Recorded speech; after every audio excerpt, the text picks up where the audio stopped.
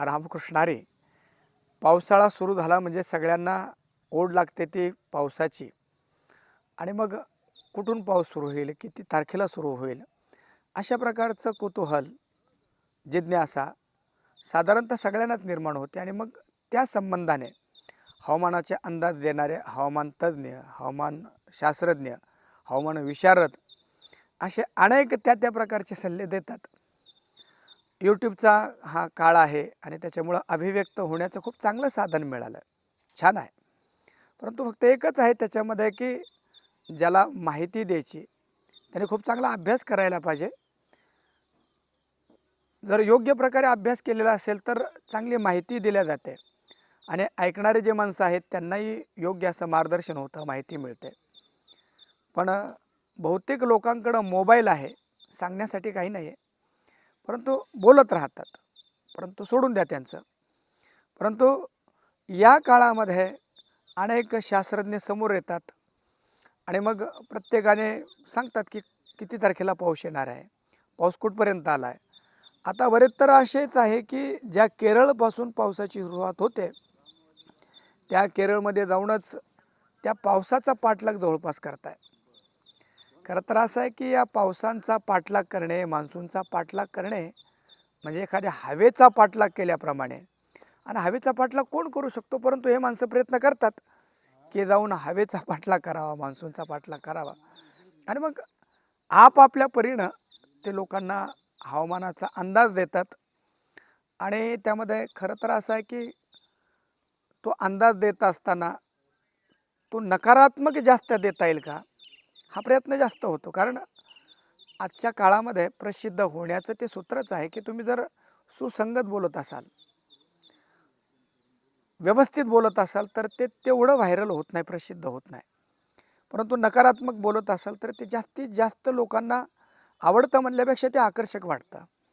आणि हा फॉर्म्युला वापरून यूट्यूबवर असणारे माणसं किंवा प्रसार माध्यमाच्या ठिकाणी असलेले माणसं त्याचा उपयोग करून घेतात आणि जास्तीत जास्त नकारात्मकता, भय कसं पसरवता येईल त्याचा प्रयत्न करतात. हे सगळं बोलण्याचं कारण असं आहे की यावर्षीचा म्हणजे 2026चा जो मान्सून आहे किंवा पावसाळा आहे, या संबंधाने जे बोललं जातं की हा पाऊस कमी असणार आहे, दुष्काळाचं सावट आहे. ज्याला हवामानाच्या भाषेमध्ये बोलायचं तर अल निनोचा प्रभाव या वर्षाच्या पावसामध्ये आहे. म्हणजे हिंद महासागरामध्ये त्या पाण्याचं तापमान वाढलं म्हणजे जो इकडे येणारा जो मान्सून आहे, हे जे वारे, मोसमी वारे आहेत ते तिकडंच खेचल्या जातात. आणि ते सांगतात की ऑस्ट्रेलियामध्ये, अमेरिकेमध्ये वगैरे जास्त पाऊस पडतो आणि इकडे आशिया खंडामध्ये पाऊस कमी पडतो. हे सगळं बरोबर आहे विज्ञानाच्या बाबतीमध्ये. परंतु मग हा मुद्दा घेऊन सुपर अल निनो यावर्षी आहे म्हणजे भयानक असा उन्हाळा, भयानक अशी उष्णता आणि दुष्काळाचं सावट, पाऊस कमीच पडणार आहे. साधारणतः 80, 84, 86% किंवा 92% असं त्यांचं ते सगळं पाऊसमान असेल अशा प्रकारचं सांगणं चालू आहे. भारत हा कृषीप्रधान देश आहे आणि कृषी म्हटली, शेती म्हटली की ती आधारित असते पाण्यावर. आणि अजूनही आपली शेती एवढी पारंगत झालेली नाही आहे की 1-2 वर्ष जरी पाऊस झाला नाही तरी पाटाच्या पानावर, धरणाच्या पाण्याच्या आधारावर किंवा पाण्याच्या वेगवेगळ्या स्रोतावर ती शेती योग्य प्रकारे केल्या जाईल अशा प्रकारची योजना काय आपल्याकडे नाही आहे. आणि जिथं तिथं आहे तर ती काय आजच्या भारत सरकारने केली म्हटल्यापेक्षा त्या काळामध्ये इंग्रज सरकारने जो पर्जन्य छायेमध्ये येणारा भाग आहे की जिथं पाऊस कमी पडतो, तर त्यासाठी मग ते कॅनलची व्यवस्था केली होती. आणि आजही जिथं कुठं सुरक्षित आपल्याला वाटतं तर त्या ठिकाणी त्या योजना जवळपास इंग्रजकालीन आहे, त्या आताच्या आधुनिक नाही. कारण आजच्या काळामध्ये योजना प्रत्यक्षामध्ये आल्यापेक्षा त्या कागदावर असाव्यात, त्याचा बडेजाव व्हावा, गाजावाजा व्हावा, त्याचे फोटो काढले जावेत आणि त्याच्यामुळं सगळ्या गोष्टी कागदावर विशेष होतात, जमिनीवर कमी होतात.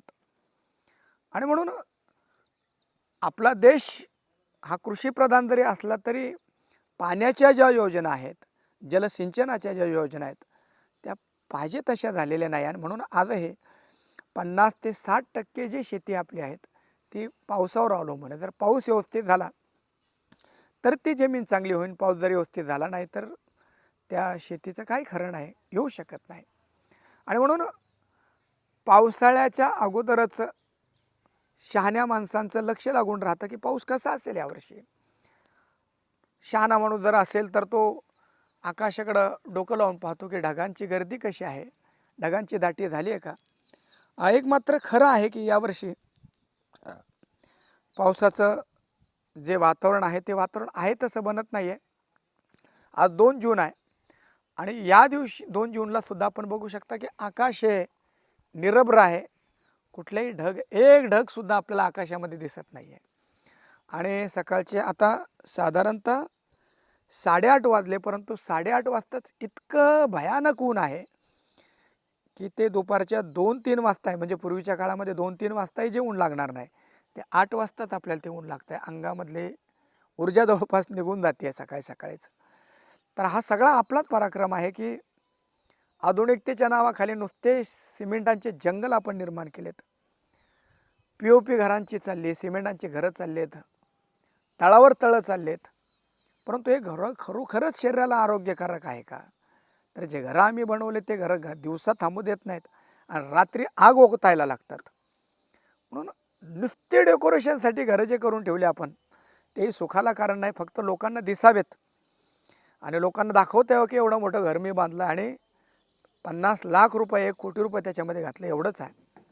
परंतु आजही या काळामध्ये काही जुन्या लाकडांच्या घरामध्ये जेव्हा आपण जातो, सारवलेल्या घरामध्ये जातो, आपण तिथं पोचारलेल्या घरामध्ये जातो, मातीने बांधलेल्या भिंतीमध्ये जातो, तर नक्कीच या मोठमोठ्या बंगल्यापेक्षा काही पटीनं ते घर सुखकारक,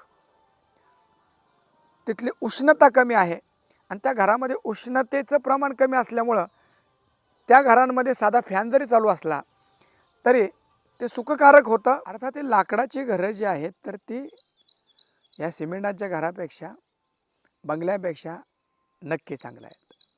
तर थोडक्यात सांगण्याचं कारण असं की तापमान वाढलं आहे, ऊन वाढलं आहे आणि उष्णतेची झळा खूपच जास्त आहे. जवळपास 46-47 डिग्री सेल्सिअसवर तापमान गेलं. आणि ही गोष्ट अतिशय महत्त्वाची आहे.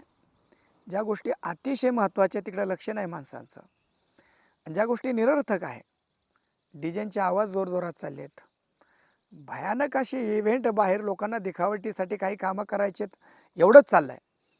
परंतु निसर्गाचा ऱ्हास होतो आहे. हे तापमान एवढं वाढत चाललं आहे. असंच जर तापमान वाढत गेलं तर खरंच जगू का आपण. फक्त माणसं जमा झाली म्हणजे लोक म्हणतात की काळाची गरज आहे, निसर्ग वाचायला पाहिजे. काळाची गरज नाही, काळच पाहायला भेटणार नाही पुढे.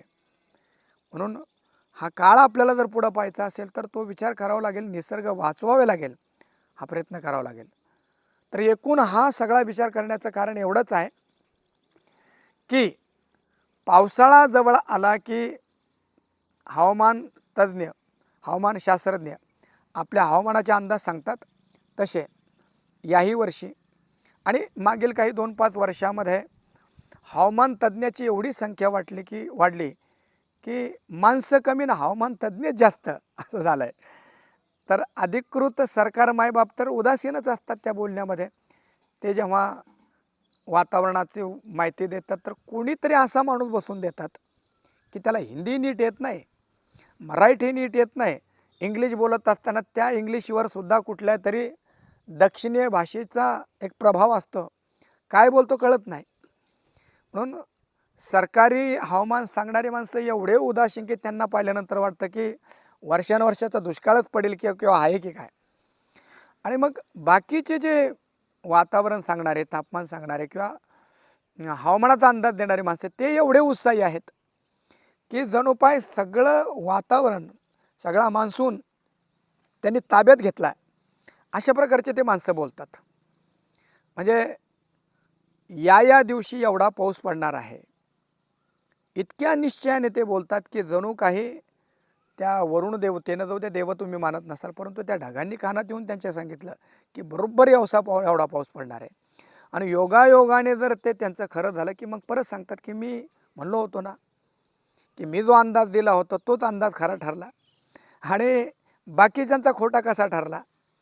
म्हणजे पावसाचं महत्त्व नाही आहे, मी जे बोललो आहे ते खरं ठरलं आहे याचा अहंकार मिरवायचा आहे. आता यावर्षी पावसाळा खूप कमी आहे असं सगळं ओरडू ओरडू सांगताय. जसं पावसाळ्यामध्ये बेडकं येतात आणि त्यांची ड्राव ड्राव ड्राव सुरू होते, तशी जर आपण प्रसारमाध्यमावर गेलात तर हवामान सांगणाऱ्यांची ती ड्राव ड्राव जवळपास सुरू झाली आहेत. सगळेच जण सांगतात की हे असं आहे ते असं आहे. माझा जो अंदाज आहे, खरं तर ते अंदाज नाही, ते असं बोलतात की मी जे सांगणार ते नक्की आणि निश्चित आहे. तर आम्ही जे सांगणार आहोत तेच कसं खरं ठरणार याची स्पर्धा जवळपास चालू आहे. आणि म्हणून असं या लोकांकडे पाहिल्यावर लक्षात येतं की यांना तापमानाशी घेणं नाही आहे, आपली दुकानं चालवायचीत बाकी काय नाही. म्हणून आता असं वाटतं की यावर्षी त्यांनी सांगितलं की पाऊस कमी आहे, आणि जर पाऊस जास्त झाला म्हणजे झालाच पाहिजे, तो यायलाच पाहिजे, तर त्यांना पाऊस जास्त झाला याचा आनंद नाही होणार. आम्ही सांगितला होता पाऊस कमी होईल आणि हा पाऊस जास्त कसा झाला त्याची खंत त्यांना वाटते. म्हणून हे वातावरण हवामान सांगणारे माणसं यांना जगाशी घेणं नाही, शेतकऱ्याशी घेणं नाही, यांना हवामानाशी घेणं नाही आहे. आम्ही जे सांगतो ते खरं कसं व्हायला पाहिजे हे त्यांना सांगायचं आहे. पण हे जाणून घ्यायला पाहिजे सगळ्यांनी की आपली शक्ती खूप अल्प आहे. आपण जे बोलतोय तो या सृष्टीतील एकदम क्षुद्र असं आपलं अस्तित्व आहे. ही सृष्टी एवढी व्यापक आहे. जर निसर्गाने ठरवलं तर एका दिवसामध्ये एका महिन्याचा पाऊस पडू शकतो, 4 महिन्याचा पाऊस पडू शकतो, वर्षाचा पाऊस पडू शकतो. निसर्ग आहे तो. तुम्ही सांगाल म्हणून होणार नाही असं. एवढी तुम्ही भीती घालवली आहे, घालवली म्हणजे घातली आहे, घालवली नाही, भीती घातली आहे तुम्ही. आणि पाऊस जेव्हा धो धो धो धो बरसायला लागेल तेव्हा तुमचे चेहरे आनंदित नाही, चेहरे पडतील तुमचे की नाही रे, आम्ही तर तापमान वेगळं सांगितलं होतं, आम्ही तर वातावरण वेगळं सांगितलं होतं आणि हे तर वेगळं होतं आहे. आणि मग वेगवेगळ्या प्रकारच्या युक्त्या ते द्यायला लागतात. तर वातावरण सांगणाऱ्या माणसाने आम्ही जे सांगतोय ते खरं असं नाही, जे खरं आहे त्याच्याशी आम्ही एकरस होतो आहे. या निसर्गाला कोणी हातात घेऊ शकलं नाही, ते घेण्याचा प्रयत्नही करू नये. तुम्ही देवाधर्माला मानत नसाल, परंतु आम्ही आस्तिक लोक आहोत. आमची नक्की श्रद्धा आहे की तो जगाचा पालन करता तो बसला आहे. माणसं जरी दुष्ट झाले तरी पक्षी आहेत, प्राणी आहेत, झाडं आहेत, ते अगदी आतुरतेनं ते आतुरतेनं पावसाची वाट बघताय. किंबहुना त्यांचं जे जीवन आहे, पाऊस पडायला लागल्यानंतर झाडं जेव्हा त्याच्यामध्ये भिजतात तर असं वाटतं की ते झाडं नाचताय की काय. पक्षी टक लावून आकाशाकडं पाहताय की कधी तो बरसेल. आमच्याकडं चातक पक्ष्याचं वर्णन केलं आहे शास्त्रामध्ये की जो फक्त पावसाचं पाणी पितोय.